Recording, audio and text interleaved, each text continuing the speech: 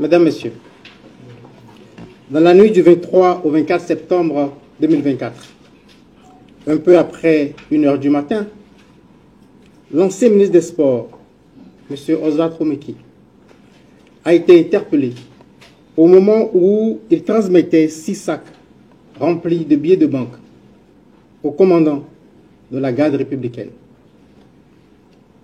Des premières investigations. Il apparaît que le commandant de la garde républicaine, ayant en charge la sécurité du chef de l'État, a été entrepris par le ministre Oswald Romeki pour son propre compte et pour le compte de M. Olivier Bokor, à l'effet d'opérer par la force un coup d'État dans la journée du 27 septembre 2024. C'est dans ce cadre que dès le 6 août, les intéressés ont ouvert un compte bancaire dans les livres de la NCA Banque Côte d'Ivoire au profit du commandant de la garde républicaine. Et la preuve de l'ouverture du compte a été transmise aux bénéficiaires avec un solde initial de francs CFA 105 millions. Pour achever de vaincre la résistance du commandant de la garde républicaine, ils lui ont promis et remis le 24 septembre 2024 en espèces une somme de francs CFA 1,5 milliard.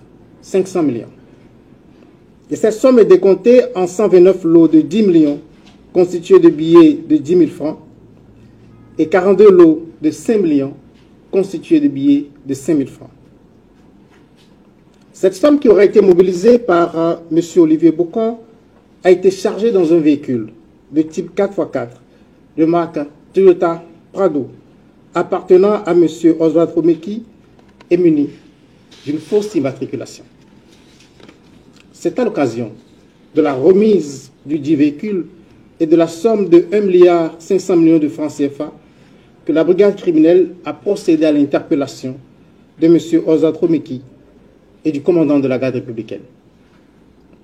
Dans l'heure qui a suivi, M. Olivier Bokor a été également interpellé par les éléments de la brigade criminelle. L'enquête en cours s'attelle à identifier toutes les personnes impliquées dans ces faits.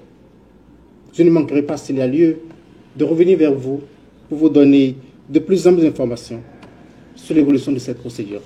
Je vous remercie.